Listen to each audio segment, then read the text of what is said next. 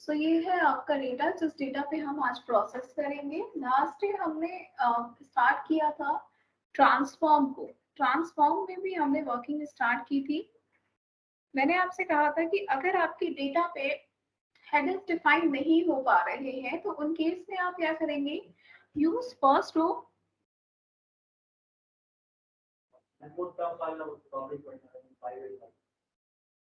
अच्छा हाँ, आज तुम लोग को पाइवेट पढ़ाना था। सो बेसिकली लास्ट डे जो हमने प्रोसेस लिया था उस प्रोसेस में हमारे पास use first row as header. आपने देखा कि आपके डेटा पे ऑटोमेटिकली आपके डेटा हेड्स को असाइन कर दिया गया है। ठीक है, डेटा हेड्स आपने डिफाइन नहीं किए, आपको ऑटोमेटिकली डिफाइन करके दिए गए हैं। अगर आप चाहते हो कि ये जो डेटा हेड्स है वो बेसिकली डेटा का ही पार्ट है, आप इसे डेटा हेड की तरह यूज नहीं करना चाहते, तो आप यहाँ पे ले सकते हैं use first row as, sorry use headers as first रो।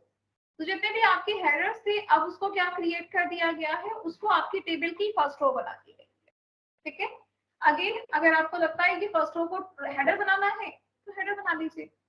मतलब आप फर्स्ट रो को हेडर बना सकते हो और हेडर को फर्स्ट रो बना सकते हो, दोनों ही वेरिएशंस आप अपनी वर्किंग में यूज कर सकते हैं।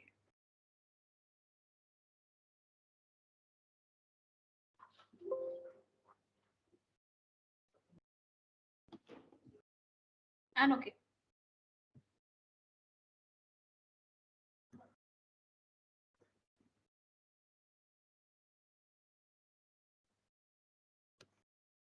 सो use first row as headers. इसके बाद है ट्रांसपोज।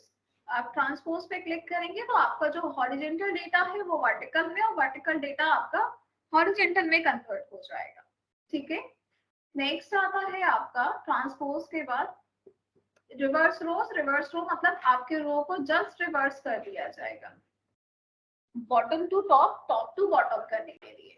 इसके बाद काउंट रोज है, मतलब डेटा की जो लेंथ है उसे चेक करने के लिए आप काउंट रोज को यूज कर सकते हैं कि आपका डेटा कितने रोज में लिखा गया है। So reverse rows then count रोज।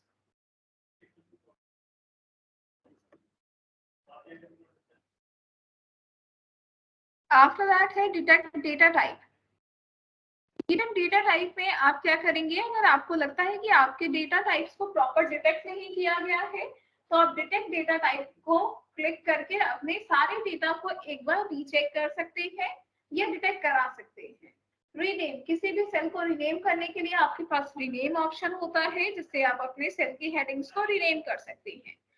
सेल में डेटा टाइप असाइन करने के लिए आप सेल के कॉर्नर पे जाएंगे या आपको यहाँ पे डेटा टाइप में भी इसका एक्सेस दिया जाएगा। ठीक है, ये दोनों हमारा वर्किंग था। नेक्स्ट था आपके पास रिप्लेस वैल्यूज। अगर हमें किसी वैल्यू को रिप्लेस करना है तो आप रिप्लेस वैल्यूज को यहाँ पे यूज कर सकते हो। ठीक है, जैसे मैंने इस पे क्लिक किया शिप मोड पे और मैंने कहा कि मुझे शिप मोड में रिप्लेस करना है क्लास को सब्जेक्ट से। ओके,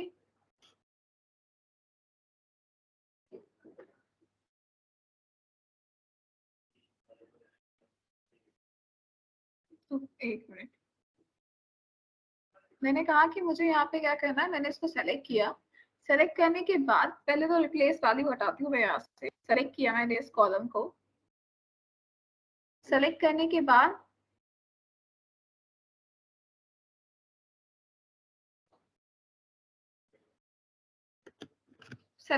बाद मैंने यहाँ पे दिया कि जो भी सेकेंड क्लास है उसको मुझे क्या करना है, उसको मुझे सेकेंड सब्जेक्ट करना है। हाँ जी,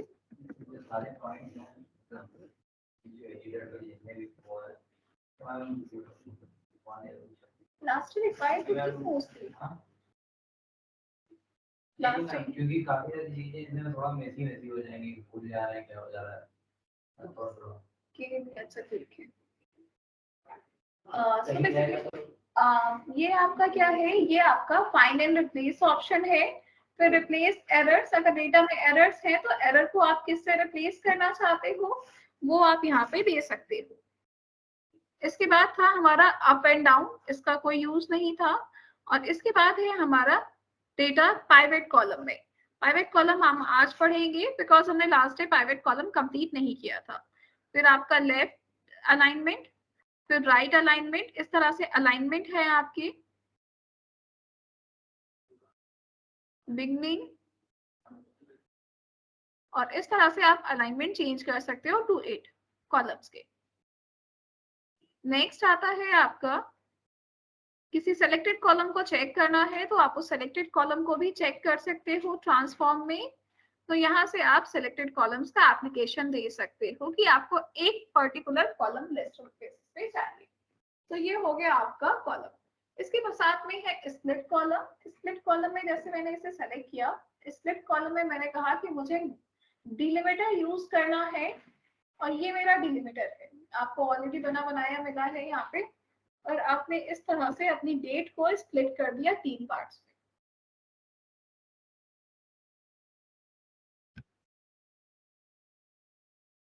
में। मेन फॉर्मेट है, अगर आप किसी भी टेक्स्ट को अपर केस, सब केस, कैपिटलाइज ईच वर्ड, जैसे मेरे पास इस तरह की हेडिंग्स भी होंगी यहाँ पे।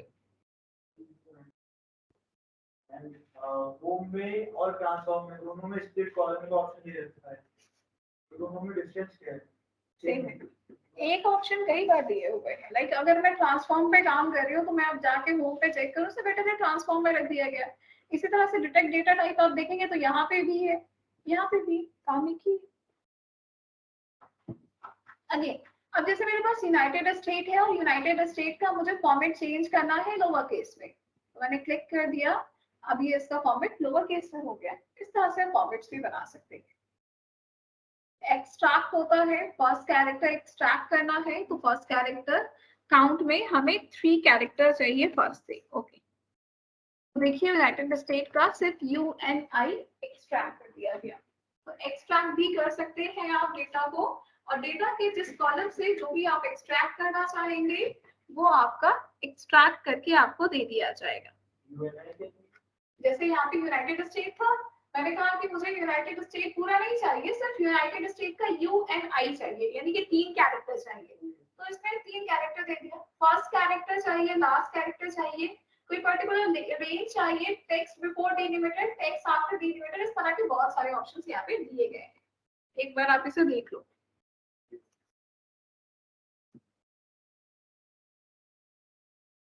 ये हमारा यूनाइटेड स्टेट यहाँ पे लिखा हुआ था। हम अपने ऑप्शन में है एक्सट्रैक्ट में।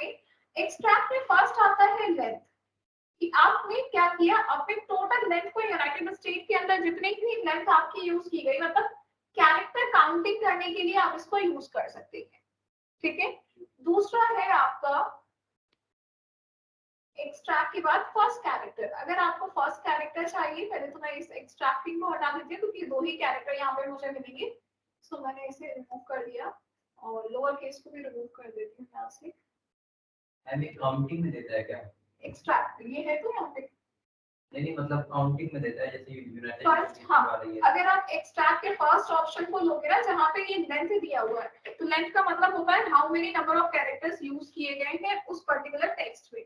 अब फर्स्ट कैरेक्टर अगर आप देखेंगे तो फर्स्ट कैरेक्टर में आपको जो भी स्टार्टिंग से चाहिए, लाइक मुझे यूनाइटेड चाहिए या यूनिट चाहिए, तो यूनिट में 4 डिजिट आएंगी। मैंने कहा कि आप स्टार्टिंग से 4 डिजिट मुझे टाइप करके दे दो। ओके, इसे हम कहते हैं बेसिकली ये काम होता है स्प्लिटिंग का। ठीक है, तो ये आपकी स्प्लिटिंग हो गई।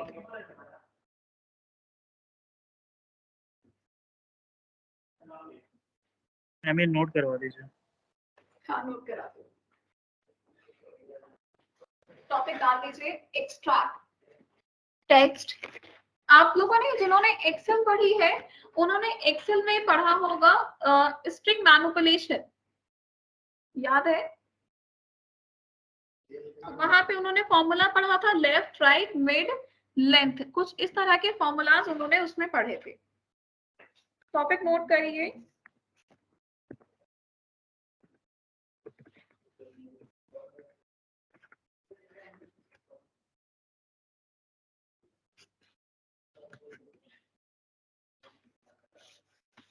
String manipulation in Power Query by क्या ये सेम है? क्या ये सेम है एक्सेल जैसा, मतलब जो स्ट्रिंग मैनिपुलेशन उसमें था। एक्सेल में करने के लिए फॉर्मूलाज रिक्वायर्ड थे, यहाँ पे डायरेक्ट लिंक बना दिए गए हैं उसी के, बिकॉज एक्सेल में आपको ऑलवेज इस तरह की एडिटिंग नहीं करनी होती है, इसमें आपका एडिटिंग ऐप है तो जाहिर सी बात है कि सिर्फ एडिटिंग ही करेंगे आप। Okay. By the help of extract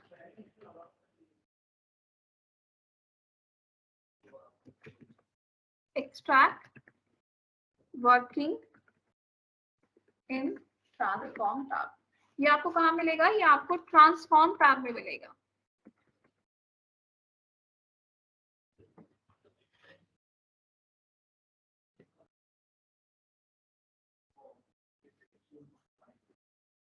अब आते हैं एक्सट्रैक्ट में। एक्सट्रैक्ट में फर्स्ट ऑप्शन आता है आपके लेंथ का।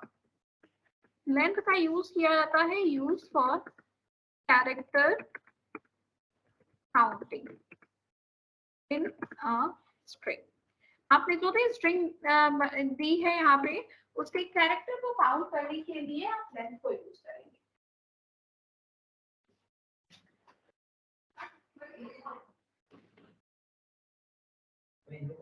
वगैरह कुछ बताया होता है इसे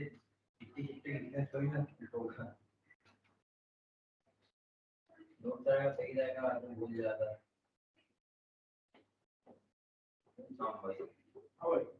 सही है नहीं? भाई ये बताइए, आपने कभी गलत बात बोली हो? इतना ठहराव रहे के बोले ना, बोल रहा भाई कुछ गलत ही बोल दिया हमने। लेकिन मुझे तो कभी आपकी बात गलत लगी है, किसी और को नहीं, एक बार ही मतलब नोट रहता सही रहता है। अब मैम भी थोड़ा थोड़ा लिखवाती है, हमने देखा है। अभी जैसे बोल दिए ना, थोड़ा लिखवाएंगे फिर फर्स्ट है length.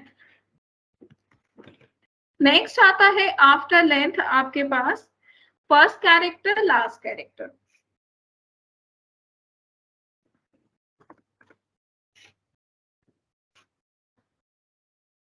First character used for क्या? फॉर्मेट क्या है? वो भाई काम में इंटरेस्ट पॉइंट इसमें क्या फॉर्मेट में क्या पढ़ाना है? काम नहीं आता। अभी तो बताया, लाइक यूनाइटेड स्टेट लिखा है, लोअर केस लगा देंगे, यू और एस दोनों लोअर में चला जाएगा। फॉर्मेट में ऐसा कुछ नहीं, लाइक अपर केस कर दोगे तो देखो पूरे सेल का जितना भी डेटा यूनाइटेड स्टेट ऐसा ये वो है सिंपल। एक्सट्रैक्ट में लिखेंगे, एक्सट्रैक्ट में अगर हम फर्स्ट कैरेक्टर लिखेंगे यूज्ड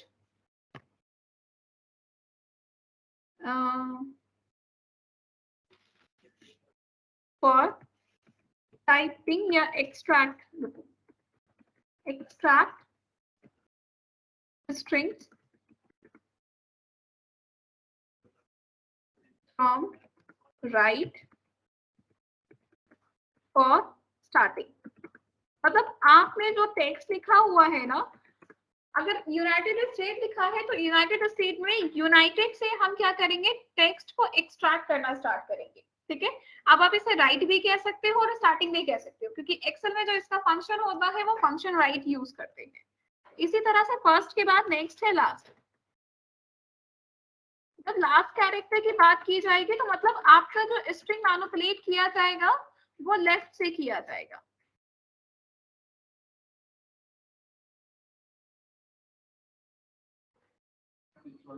बात करें क्या लीजिए, फॉर्मेट में एक है सफिक्स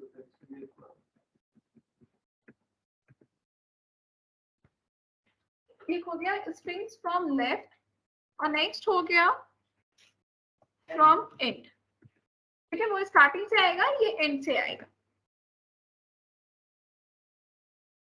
इसी तरह से रेंज का यूज किया जाता है स्पेसिफिक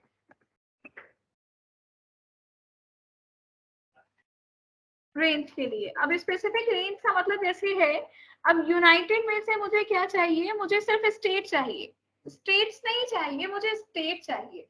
तो स्टेट का मतलब अब मुझे स्ट्रिंग्स को एक स्पेसिफिक वे में देना है, मतलब स्टार्टिंग से ना है ना एंड से, तो ये क्या हो जाएगा स्पेसिफिक रेंज, यानी कि कोई भी मिड रेंज हो सकती है आपकी, ठीक है, क्या बता दूंगी, ठीक है। यानी कि यहाँ पे डेटा जो आपका एक्सट्रैक्ट होगा,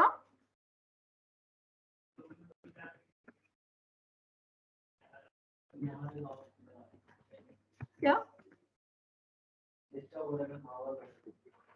आप सबको कह सकते हैं, मैं तो नहीं कह सकती अब उनको, इसके लिए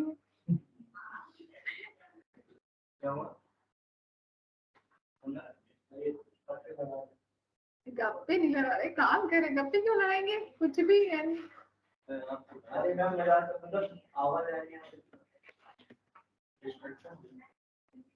specific range data extracted from mid, यहाँ पे आप मिड से क्या करते हैं, अपने डेटा को एक्सट्रैक्ट करते हैं, ये वाला ऑप्शन आप देख लो। जैसे मैंने यहाँ पे सेलेक्ट किया इस पर्टिकुलर रीजन को, एक्सट्रैक्ट में गए, रेंज पे क्लिक किया और रेंज में मैंने इसको स्ट्रिंग का इंडेक्स बताया। इंडेक्स काउंटिंग के लिए मैंने UIN, ये 6 कैरेक्टर 7 कैरेक्टर, तो मैंने कहा कि स्टार्ट आपको करना है 7 से और एंड आपको करना है, अब स्टेट्स में टोटल कैरेक्टर 13 है, तो 7 और ये हो गया आपका 8 9 10, अच्छा कितने चाहिए, 5 कैरेक्टर चाहिए ना हमें, 7 के बाद हमें 5 कैरेक्टर चाहिए, एन ओके।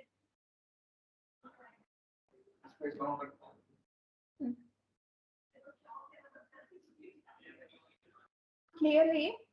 तो मतलब कहाँ से स्टार्ट करना है लिखना और कहाँ तक लिखना है, ये आप बताएंगे, ठीक है।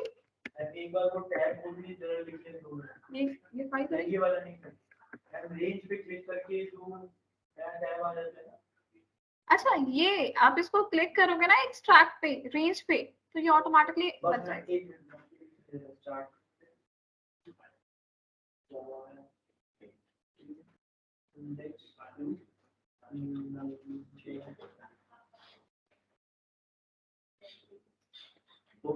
ओके, सो ये हो गया आपका। नेक्स्ट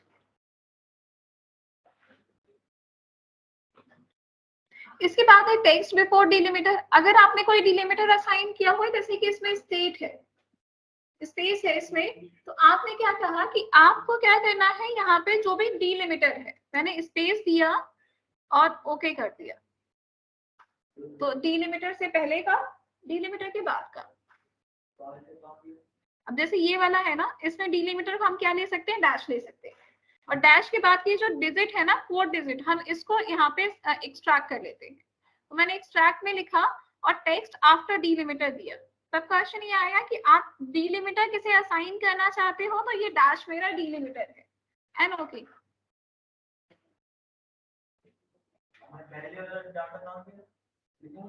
डेटा हाइड हो गया उसी में, जैसे ही आप ये स्टेप बैक करोगे वो आपका डेटा आपको वापस मिल जाएगा, ठीक है।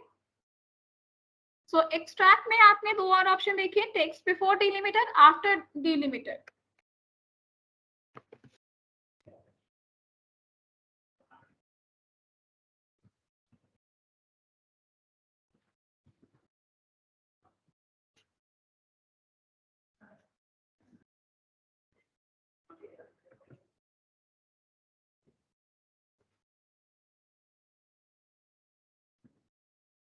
तो भी आपने सेपरेशन साइन दिया है यहाँ पे, इस साइन से पहले का जो भी टेक्स्ट है,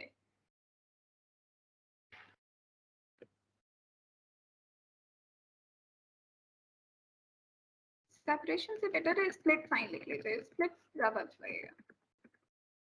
स्प्लिट साइन से पहले का जो भी आपने यहाँ पे ऑप्शन दिया है, ये स्प्लिटिंग से पहले का ऑप्शन है, ठीक है। तो इस टेक्स्ट बिफोर स्टार्ट टेक्स्ट होगा ये, इसी तरह से जो दूसरा टेक्स्ट होगा जिसमें आप टेक्स्ट आफ्टर डिलिमिटर लेंगे, उसमें टेक्स्ट आपका एंड से आएगा।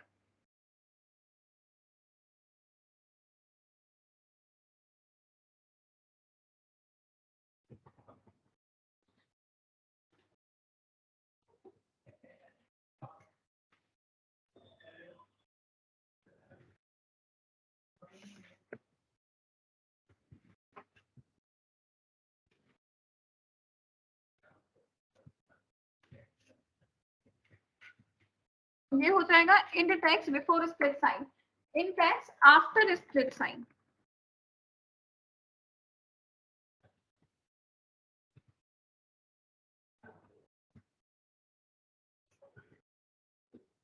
int text after split sign.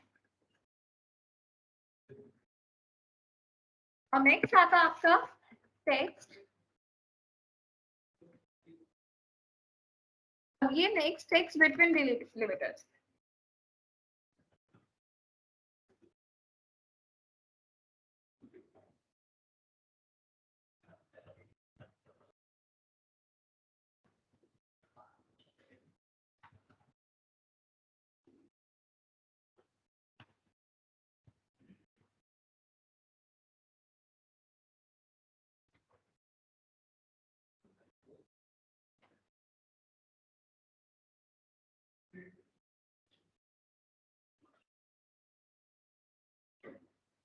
Okay, so ये आ गया आपका टेक्स्ट डेटा बिटवीन आपके मिड।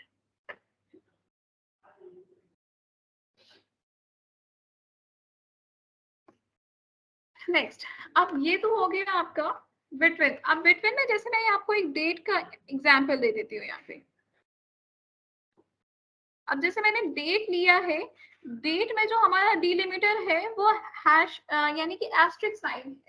आपने एक्सट्रैक्ट में गए और यहाँ पे लिखा टेक्स्ट बिटवीन डिलिमिटर्स। स्टार्ट डिलिमिटर हम आपका क्या होगा, टेक्स्ट, और एंड में भी हमने यहाँ पे दिया आपका एस्ट्रिक। ओके, ठीक है। तो बीच का जो मंथ है, इसने मंथ को फाइंड आउट कर दिया। पॉइंट समझ में आया? अगर आप मिड से कहेंगे तो ये मिड से भी आपके डेटा को फाइंड कर देगा डिलीमीटर बेसिस पे। मिड से काउंटिंग बेसिस पे कहेंगे तो काउंटिंग बेसिस पे भी कर देगा। ठीक है,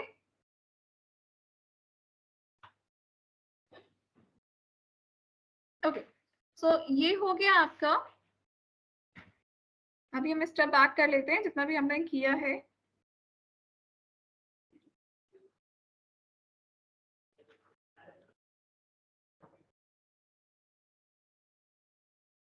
ठीक है, सो ये हो गए आपकी एक्सप्लिट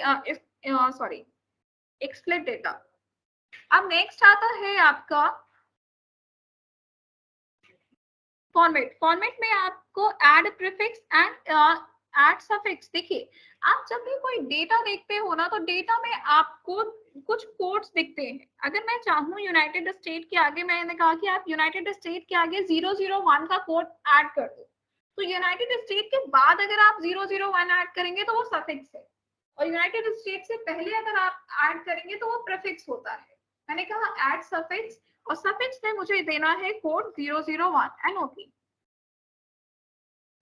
देखिए, आपके यूनाइटेड स्टेट के आगे 001 का कोड ऐड कर दिया गया है। मतलब आपके डेटा के लास्ट में अगर कुछ ऐड करना है तो सफिक्स, और डेटा के स्टार्ट में कुछ ऐड करना है तो उसे हम कहते हैं प्रीफिक्स। याद नहीं रहता है ये सारी चीजें। ये चीजें जब आपकी जरूरत पड़ती है ना, तो आपके प्रैक्टिस से आपके माइंड में जाएंगी। याद तो अब या तो आप रेगुलर पढ़ो तो रहेगा, जैसे मेरे साथ है कि रेगुलर कुछ ना कुछ करना ही होता, तो पता है, तो वो चीजें। अब आपका ये हो गया सफिक्स। ये लिख लो, सफिक्स कहाँ आता है, प्रीफिक्स कहाँ आता है, जिन्हें पता नहीं है। ठीक है, फॉर्मेट के ऑप्शन में हमने ऐड सफिक्स देखा है। ऐड सफिक्स का यूज किया जाता है, use for adding common code in start of text. ठीक है, प्रीफिक्स।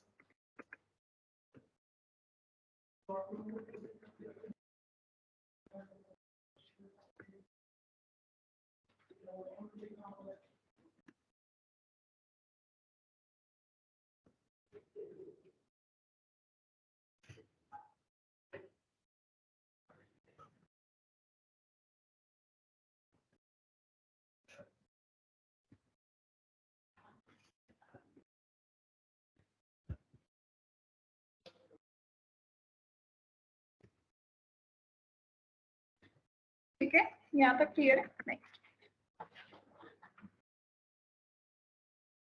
बाकी ट्रिम है। ट्रिम का मतलब होता है कि अगर कोई अनइवन स्पेस है तो उसे ट्रिम कर देगा। और इसके साथ में क्लीन है कि डेटा अगर आपका क्लीन नहीं है, किसी तरह का एरर है, तो ये एरर को रिमूव कर देगा। बाकी कैपिटलाइज ईच वर्ड, जो भी वर्ड्स है उसके फर्स्ट को कैपिटल कर देगा। और इसी तरह से next upper case, lower case, ठीक है। तो ये हो गए आपके फॉर्मेट ऑप्शन। इसके बाद है एक्सट्रैक्ट। फॉर्मेट के बाद एक्सट्रैक्ट हो गया।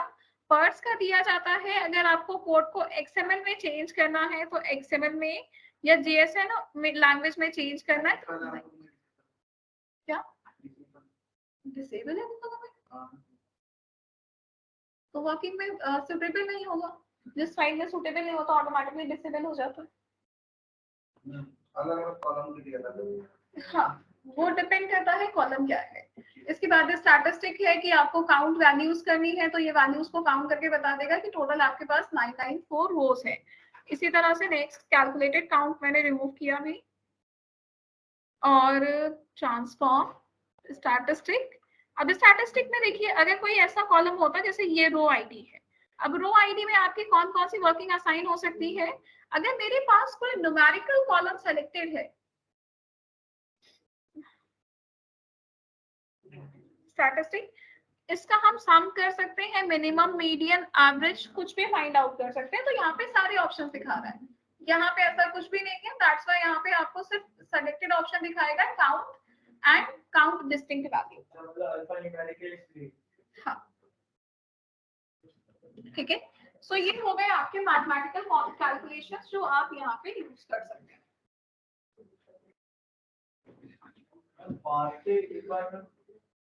पार्सिंग का मतलब सिर्फ इतना रखा गया है यहाँ पे कि अगर आपको आपके फाइल का फॉर्मेट चेंज करना है, यानी कि कॉलम का फॉर्मेट चेंज करना है। बहुत बार ऐसा होता है कि जब कॉलम यानी कि डेटा डेटाबेस से आता है तो सारे डेटा तो आपके कन्वर्ट हो जाते हैं, बट कुछ कॉलम्स आपके कन्वर्ट होने से रह जाते हैं उस लैंग्वेज से जो उसकी रियल लैंग्वेज है। अगर कभी ऐसा होता है तो पार्सिंग से जाकर आप क्या कर सकते हैं, उसका कन्वर्जन कर सकते हैं। ठीक है, ये एडवांस वर्किंग्स पे ली जाती है आपकी वर्किंग्स, बिकॉज हमारा नॉर्मल है ना। तो अगर वो JSON ON कोड पे लिखा है तो वो कोड को चेंज करके आपकी नॉर्मल टेक्स्ट में कन्वर्ट कर देगा। JSON लैंग्वेज एक डेटा डिलिमीटर लैंग्वेज है जहाँ पे डेटा को एक पर्टिकुलर डिलिमीटर के बेसिस पे लिखा जाता है और वो क्या करेगा, उस डिलिमीटर के बेसिस पे डेटा को रीड करके कॉमन डेटा में कन्वर्ट कर देता है। इस तरह का काम आपकी JSON या XML लैंग्वेज में किया जाता है। सो बेसिकली ये हो गया आपका। इसके साथ में डेट एंड टाइम का बेस दिया गया है। इस तरह की वर्किंग्स है, उतना आप नहीं जाएंगे एडवांस में। नेक्स्ट आइए ऐड कॉलम में। टॉपिक डालिए ऐड कॉलम। ऐड कॉलम आपके लिए इंपॉर्टेंट है बिकॉज आपको डेटा में मल्टीपल टाइम ऐसी रिक्वायरमेंट्स आती है जब आपको डेटा के कॉलम्स को इंक्रीज या डिक्रीज करना होता है। डिक्रीज करने के लिए आपने रिमूव ऑप्शंस देखे हैं, जबकि इंक्रीज करने के ऑप्शंस हम आज से स्टार्ट करेंगे। ठीक है, अब कॉलम फ्रॉम एग्जांपल्स, मतलब आप कॉलम ऐड करना चाहते हो और सारे कॉलम को एज एग्जांपल लेना चाहते हो या किसी सेलेक्टेड कॉलम को एज एग्जांपल लेना चाहते हो। दो तरह के कॉलम आपको एग्जांपल्स में मिलेंगे। ऑल कॉलम्स मतलब सारे कॉलम्स का डेटा रीड करना है या सिलेक्शन का करना है। मैंने फर्स्ट लिया है सिलेक्शन, और जिस कॉलम को मैंने सेलेक्ट किया था वो है ऑर्डर आईडी। सो मैंने क्लिक किया, देन फ्रॉम सिलेक्शन पे क्लिक किया और यहाँ पे इसने पूछा कि आप किस तरह का फॉर्मेट ड्रॉ करना चाह रहे हो। मैंने कहा कि आप इसमें से जो भी टेक्स्ट लिखा हुआ है ना, स्टार्टिंग वाला, ये जो स्टार्टिंग का आपका टेक्स्ट लिखा हुआ है, आप इसे यहाँ पे फिल कर दो। ठीक है, देखिए एक पैरामीटर्स दिखाया गया, ऑटोमेटिकली उसने CA और US इसमें से सारा एक्सट्रैक्शन करके यहाँ पे यूज कर दिया है। ठीक है, अब आप इसे एंटर कर देंगे तो जैसे मैंने यहाँ पे भी CA लिखा, ठीक है, और इसे ओके कर दीजिए।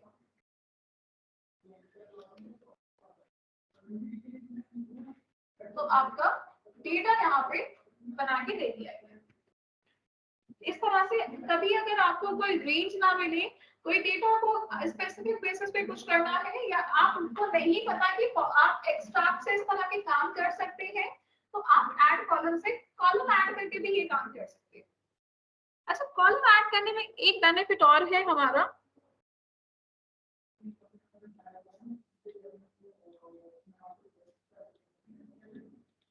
जब हमने ऑर्डर आईडी देखिए, आपने जब एक्सट्रैक्टिंग की थी तो एक्सट्रैक्टिंग में प्रॉब्लम क्या आई कि एक्सट्रैक्टिंग में उस सेम कॉलम को ही रिप्लेस कर दिया जा रहा था। क्या नहीं आ रहा ऐड कॉलम, ये वाले जो आते हैं वो ऑर्डर, वो कोई और डेटा होगा, कोई भी कॉलम लेके एक बार एक्सट्रैक्ट कर दिया। मेरा आज सैंपल सुपर स्टार डेटा कोई भी ले लो, काम एक ही जैसा होता है ना। तो बेसिकली आप क्या कर सकते हो, आपने कहा कि आप अपने एग्जांपल्स दोगे और उस एग्जांपल बेसिस पे ही आपका डेटा क्या किया जाएगा, डेटा एडिट किया जाएगा।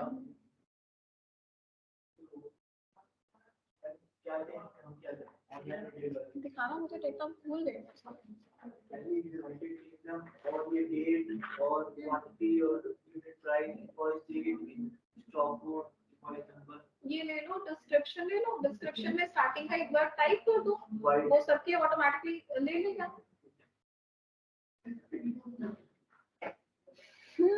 तो ये हो गया हमारा फर्स्ट। अभी अगर हमें कॉलम फ्रॉम एग्जांपल्स में ऑल कॉलम्स दे डालो,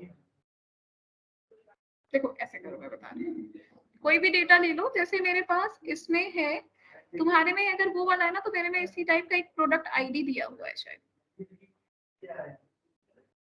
हाँ ठीक है ना, ओके करो, नीचे उसका एक डॉट दिखा होगा। मैंने कहा कि मुझे सभी कॉलम में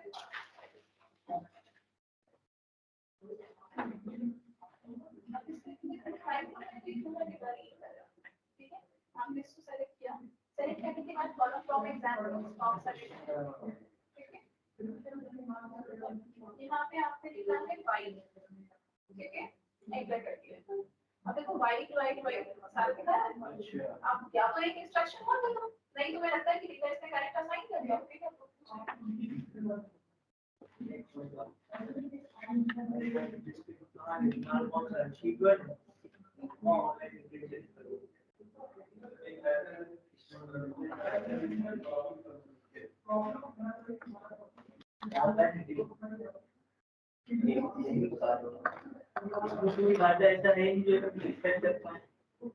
सब में डाटा मिल जाता है।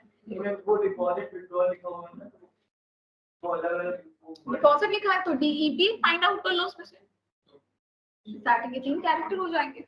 सो बेसिकली आपका एक्सट्रैक्ट, अब देखिए एग्जांपल पे, एग्जाम्पल्स का मतलब होता है कि अब आपको सारे कॉलम्स दिए गए हैं, आप किसी भी एक कॉलम के बेसिस पे ये काम कर सकते हो। मेरे पास प्रोडक्ट नेम थे और इसी तरह से मैंने कहा कि मुझे क्या चाहिए, इसमें हम सिटी में ले लेते हैं लॉस एंजलिस में, मैंने यहाँ पे लिखा लॉस, ठीक है, एंटर। अब देखिए जैसे लॉस लिखा है वैसे फॉल्ट आ रहा है, जहाँ पे सेटल 1 वर्ड था वहां पे 1 वर्ड आ रहा है, ठीक है। और मैंने इसको ओके कर दिया। अब पॉइंट इज दैट कि डिफरेंस क्या है एक्सट्रैक्ट में और कॉलम फ्रॉम एग्जांपल्स में, आपको कोई डिफरेंस दिखा है? हाँ जी बताएं, डिफरेंस क्या है जब हम डेटा एक्सट्रैक्ट करते हैं और जब डेटा कॉलम फ्रॉम एग्जांपल से करते हैं? काम दोनों में एक ही हो रहा है, लेकिन एक में हम इंस्ट्रक्शंस दे रहे हैं, एक में हम नंबर्स काउंटिंग दे रहे हैं। जब एक ही काम हो रहा है तो दो अलग अलग वर्किंग्स देने की रिक्वायरमेंट क्या है? हम लोग डेटा ऐसे मतलब स्पेसिफिकली एक्सट्रैक्ट कर सकते हैं, उसमें स्पेसिफिकली नहीं कर पाएंगे। मतलब देखिए मैन्युअली देना पड़ेगा अपने डाटा। एक तो ये है, दूसरा ये है कि जब आप डेटा एक्सट्रैक्ट करते हो ना, तो जिस कॉलम से आपने डेटा एक्सट्रैक्ट किया है उस कॉलम के डेटा को ही रिप्लेस कर दिया जाएगा। यूनाइटेड स्टेट में अगर हमने यूनाइटेड रखा तो स्टेट ऑटोमेटिकली रिमूव हो गया, जबकि कॉलम का मतलब है यूनाइटेड स्टेट तो जैसा है वैसा रहेगा, एक नया कॉलम ऐड करके आपका जो डेटा रिक्वायरमेंट है उसको कंप्लीट कर दिया जाएगा। डिफरेंस मिला दोनों में? तो कॉलम फ्रॉम एग्जांपल में हमेशा न्यू कॉलम ऐड होता है और जो प्रीवियस कॉलम है वो एज इट इज अवेलेबल होता है, जबकि आपके पास एक्सट्रैक्ट करने के केसेस में आपकी कॉलम्स को ही रिप्लेस कर दिया जाता है, मतलब एक डेटा रिप्लेस करके दूसरा डेटा आपके पास अवेलेबल करा दिया जाता है, ठीक है।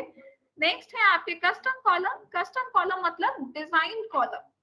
अब डिजाइन कॉलम का यूज क्या है, पहले तो मैं इन दोनों कॉलम्स को रिमूव कर ले रही हूँ।